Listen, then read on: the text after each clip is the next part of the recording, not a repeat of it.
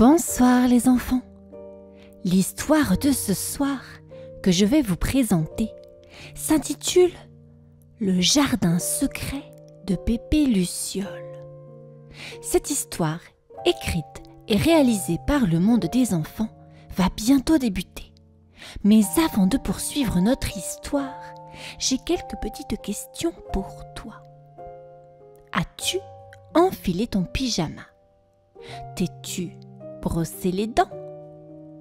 As-tu fait un gros câlin à tes parents? Bien. À présent, je t'invite à attraper ton doudou, à te glisser dans ton lit, à mettre la petite couverture sur toi et à fermer les yeux en attendant que cette histoire commence.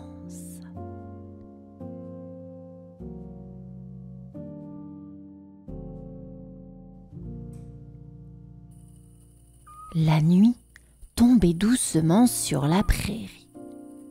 Un voile d'obscurité bleutée enveloppait les herbes hautes, scintillantes de rosée. Tout semblait paisible, bercé par le chant lointain des grillons et le bruissement du vent léger.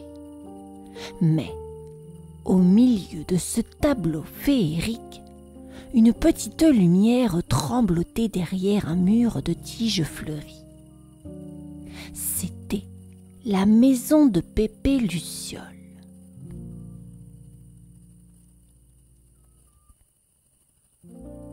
Son jardin secret s'étendait tout autour, un havre de couleurs et de parfums envoûtants. Les pétales argentés des lys nocturnes luisaient sous la lune et les clochettes violettes dégageaient un doux parfum sucré. Chaque fleur brillait d'une lumière douce, comme un minuscule lampion suspendu dans la nuit. Mais ce jardin, aussi magique soit-il, restait un territoire interdit. Pépé Luciole, petit insecte rondouillard à la carapace lustrée, scrutait son domaine avec fierté. Il ajusta ses lunettes minuscules et soupira en voyant une silhouette se faufiler entre les tiges. « Ah, encore toi, Zaza !»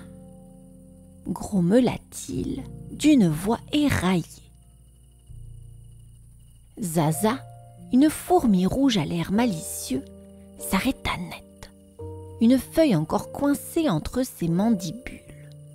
« Oh, Pépé, juste une toute petite graine. Je ne ferai pas de dégâts, promis. » Pépé Luciole battit des ailes exaspéré. « Pas question! Vous les fourmis, vous creusez partout! Vous chamboulez tout! Hors de mon jardin !» La fourmi soupira et recula, les antennes basses. Derrière elle, Milo le papillon voletait avec une grâce insouciante, ses ailes mouchetées, reflétant la lumière des fleurs. « Tu exagères, Pépé, hein? Ce jardin est magnifique! Pourquoi ne pas le partager un peu ?» lança-t-il en se posant sur une tulipe phosphorescente. Pépé tourna le dos, marmonnant. « Mon jardin, mes règles, et c'est tout !» Zaza et Milo échangèrent un regard complice. Un jour, ils trouveraient un moyen d'ouvrir ce jardin aux autres. Le matin se leva sur la prairie, baignant chaque feuille de lumière dorée. Les perles de rosée scintillaient comme des diamants accrochés aux tiges des fleurs encore endormies. Mais une étrange atmosphère flottait dans l'air. un silence inhabituel régnait, comme si quelque chose manquait. Pépé Luciole, qui se réveillait toujours au premier rayon du soleil, ouvrit lentement les yeux. Il s'étira, frotta ses ailes et s'apprêta à admirer son jardin. Mais lorsqu'il regarda autour de lui, son cœur fit un bond. Toutes les fleurs avaient disparu. Ces précieuses tulipes phosphorescentes, ces lys nocturnes argentées, ces clochettes violettes au parfum sucré, tout avait disparu. Il battit des ailes, paniqué, et se précipita au centre de son jardin, devenu un champ nu, où seules quelques feuilles froissées témoignaient de la splendeur d'autrefois. « Impossible! Impossible !» murmura-t-il en tournant en rond, sa lumière vacillant d'angoisse. Un bruissement attira son attention. Zaza la fourmi et Milo le papillon s'approchaient prudemment. « Pépé, qu'est-ce qui se passe ?» demanda Zaza d'un ton inquiet. Pépé Luciole se retourna vers eux, les antennes frémissantes. « Je ne sais pas.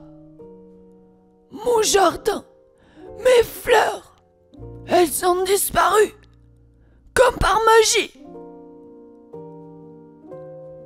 Milo battit doucement des ailes. « Peut-être que ce n'est pas la magie. Peut-être que la nature t'envoie un message ?» Pépé plissa les yeux. Un message ? Quelle absurdité ! Mais en regardant autour de lui, il sentit son cœur se serrer. Plus de couleurs, plus de parfums, plus de lumière. Pour la première fois, son jardin lui sembla bien vide. Pépé Luciole se tenait au milieu de son jardin désert, le cœur serré. L'air était étrange, presque figé, comme si la prairie elle-même retenait son souffle. Les hautes herbes, jadis bordées de fleurs lumineuses, semblaient plus ternes, privées de la douce magie qu'il chérissait tant. Zaza la fourmi et Milo le papillon l'observaient en silence. Zaza, d'habitude si vive, tapotait nerveusement le sol de ses petites pattes. Milo, quant à lui, voletait doucement, son regard brillant d'inquiétude. « Pépé, il faut faire quelque chose !» déclara Zaza d'une voix douce mais décidée. Le vieux Luciole soupira, secouant la tête. « Et que veux-tu que je fasse, Zaza ? Les fleurs ne reviendront pas comme ça !» Milo s'approcha et posa délicatement ses ailes sur une feuille. « Peut-être que si nous plantions de nouvelles graines ?» Pépé Luciole fronça les sourcils. L'idée était tentante, mais cela voulait dire demander de l'aide.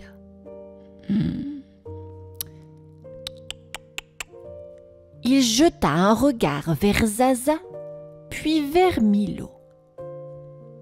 Ils étaient prêts à l'aider. Ils le sentaient.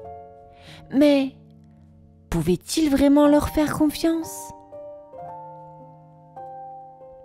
Un vent léger traversa la clairière, soulevant quelques pétales oubliés qui tourbillonnèrent autour d'eux. Pépé observa ce spectacle, son cœur se serrant un peu plus. Il n'aimait pas l'idée de partager son jardin, mais il l'aimait encore moins vide et silencieux.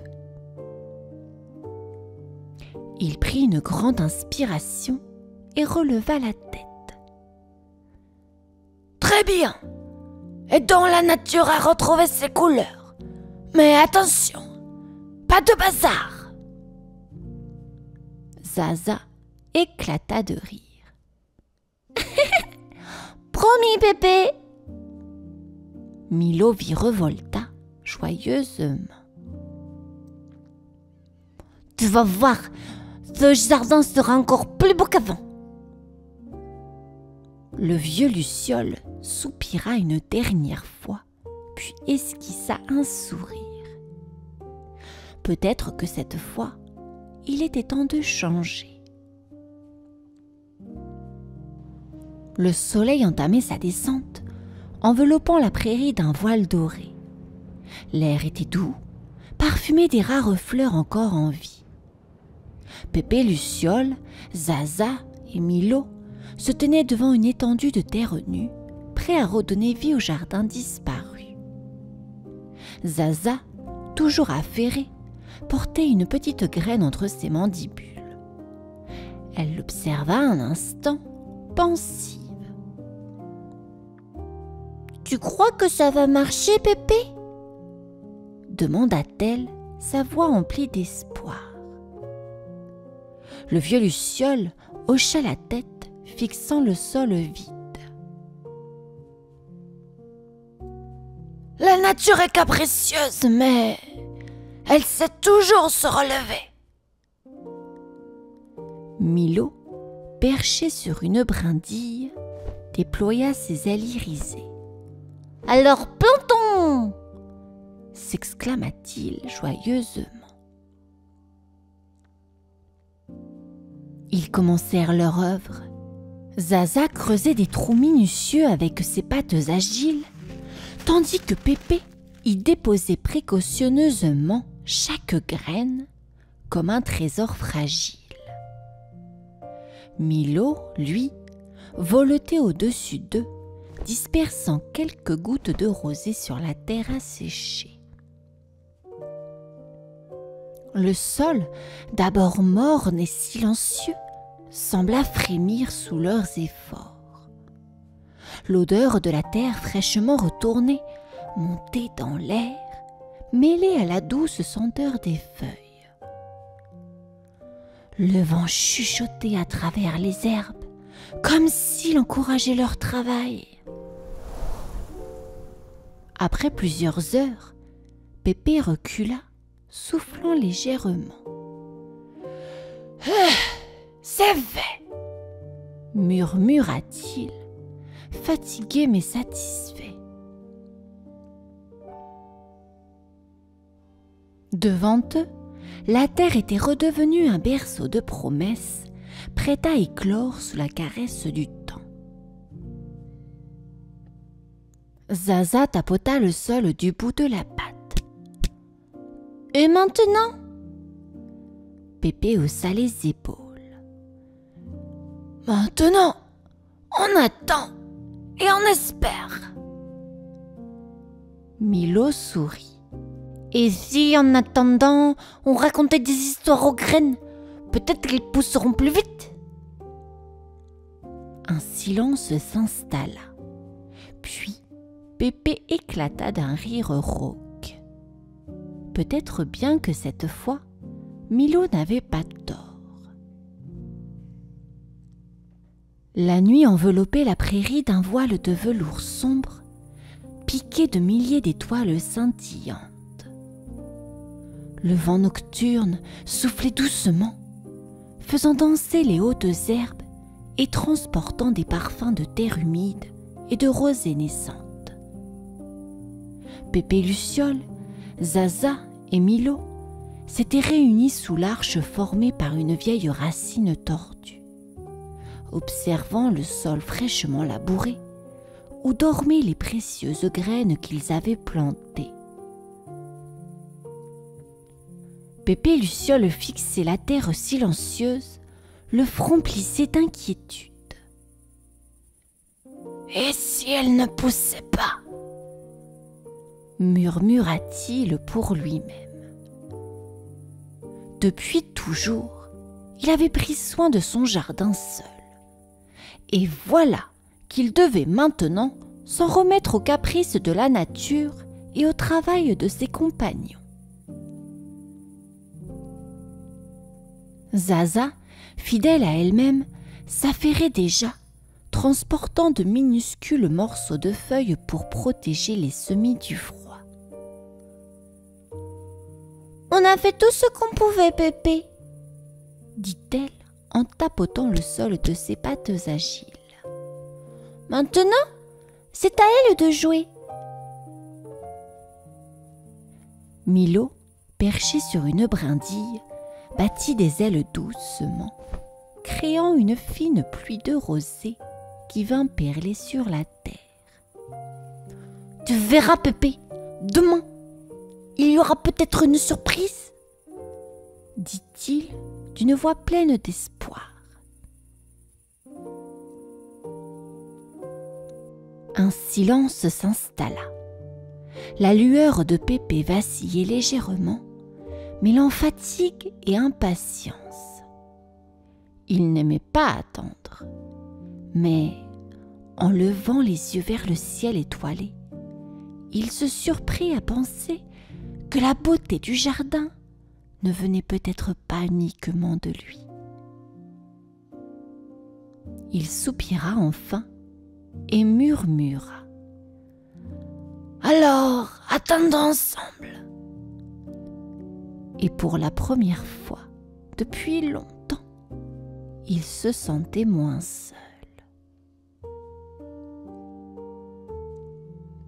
L'aube caressait doucement la prairie, habillant les herbes d'une lumière dorée. Une fine brume flottait encore au-dessus du sol, comme un voile de coton posé délicatement sur la terre endormie. Pépé Luciole ouvrit les yeux, cligna plusieurs fois et battit des ailes nerveusement. La nuit avait été longue. Avait-il rêvé ou bien... Il se redressa brusquement. Là, devant lui, de minuscules pousses vertes pointaient timidement leur tête hors du sol. Elles frémissaient sous la rosée du matin, baignant dans la lumière naissante. Oh, son cœur fit un bond. Les graines avaient germé. Zaza, qui dormait roulé en boule non loin de là, s'étira avant de remarquer les jeunes pousses. Ses antennes frémirent d'excitation. « Pépé, regarde, elles sont là !» Milo descendit en spirale depuis une branche, ses ailes effleurant délicatement les tiges fragiles. « Je t'avais dit qu'il y aurait une surprise !» lança-t-il, un sourire dans la voix. Pépé Luciole s'approcha lentement, comme s'il avait peur que la magie s'évapore s'il faisait trop de bruit. Il toucha du bout d'une patte ridée une feuille encore recouverte de rosée. Une chaleur douce se répandit en lui. Pour la première fois depuis longtemps, son jardin ne lui appartenait plus tout à fait. Il était né des efforts de tous. « Elles sont belles !» souffla-t-il, plus pour lui-même que pour les autres. Zaza hocha la tête. « Et ce n'est que le début !» Milo tourna sur lui-même. « Il faut fêter ça, non? Une fête des fleurs !» Pépé, qui aurait grogné d'ordinaire, esquissa un sourire fatigué. Peut-être qu'après tout, un jardin n'était jamais plus beau que lorsqu'il était partagé.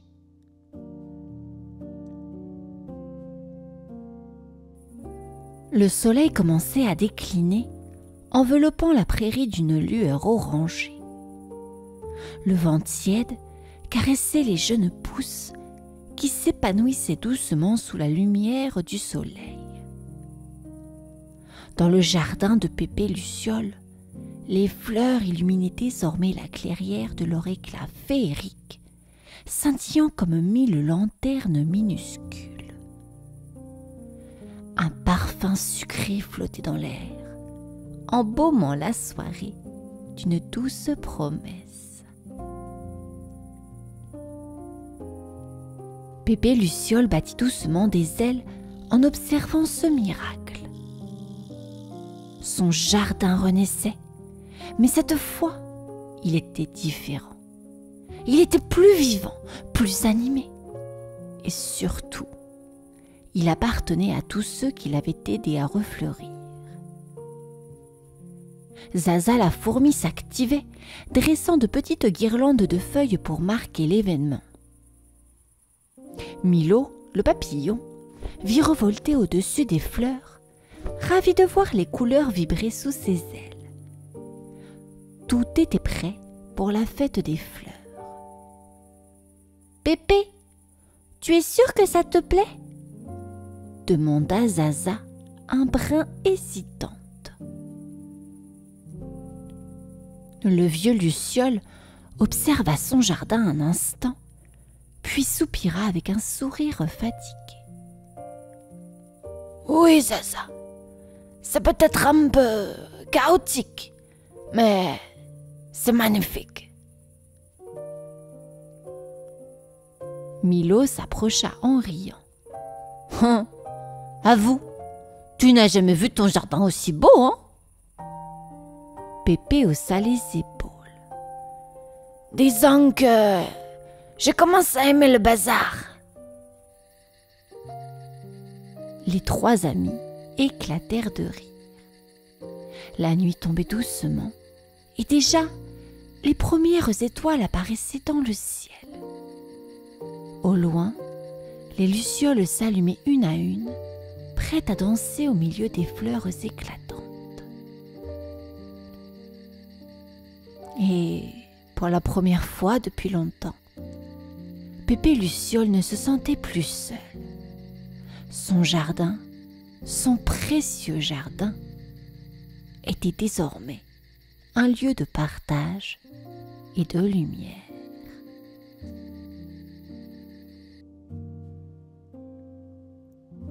L'histoire est à présent terminée. J'espère qu'elle vous a plu. Je vous dis à bientôt et vous souhaite un joyeux printemps. Au revoir.